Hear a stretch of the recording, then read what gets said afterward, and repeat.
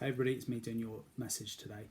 I'm actually recording it the night before, and the thunderstorm has just passed over. But if there's any remnants of it, you might hear a couple of thunder cracks and the rain crashing down. Today's an interesting day. Marcus Rashford managed to make a U-turn for the entire government on food vouchers for underprivileged students across the country. Now, this was something the government over the past couple of days refused to do.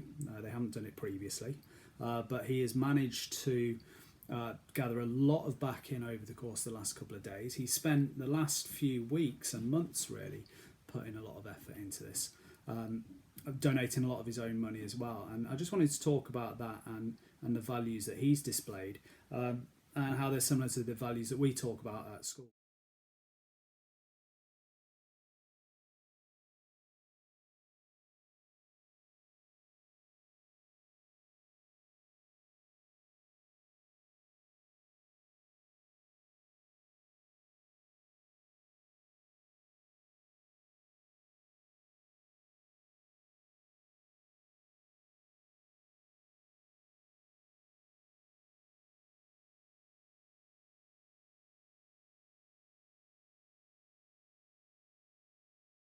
Respect.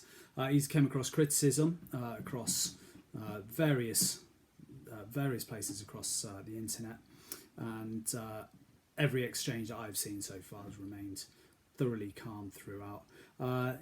It's clearly something where he's displayed great integrity. Integrity is being consistent with your own principles and your morals and your ethics, and making sure they're consistent and come through all the time. And he's constantly maintained that this is something that should happen, because he's somebody who suffered from coming from an underprivileged background himself. He's stuck to his principles throughout, because this has been a very, very long process. It's clearly something where he's felt that he's in a position to do something, and he's got a platform and a voice, so he's shown great responsibility there. And above and beyond, who thought that a 22-year-old lad, admittedly a footballer for England, but still someone so young, could change the course of the government's policy on this? So an enormous amount of optimism that he's shown there. And I'd just like to make that point again. Whilst he's had this platform, it's still something that he feels very, very strongly about.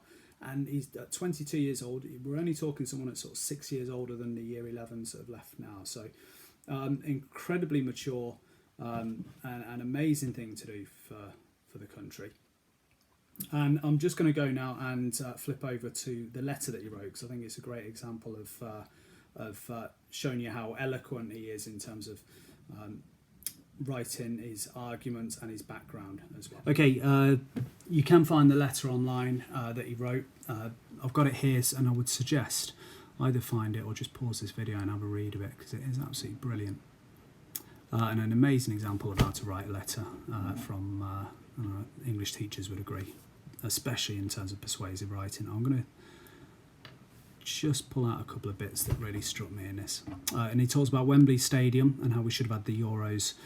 Wembley Stadium could be filled more than twice with children who've had to skip meals during lockdown due to their families not being able to access food.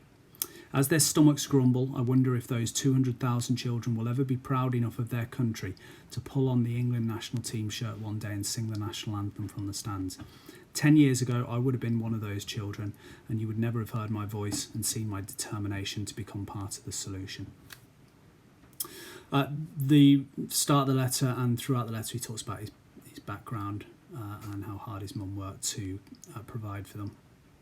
And like I say, have a read through it. It's absolutely amazing, and it's done a lot to change the way that the country has considered this argument and this policy. So massive well done to Marcus Rashford. Not that he'd be listening to me, but oh well. So yeah, that's what he's done. And just think, what positive steps could you take over the next few weeks that might have an impact on other people as well. Have yourselves a great day, everybody, and I will see you in the next video.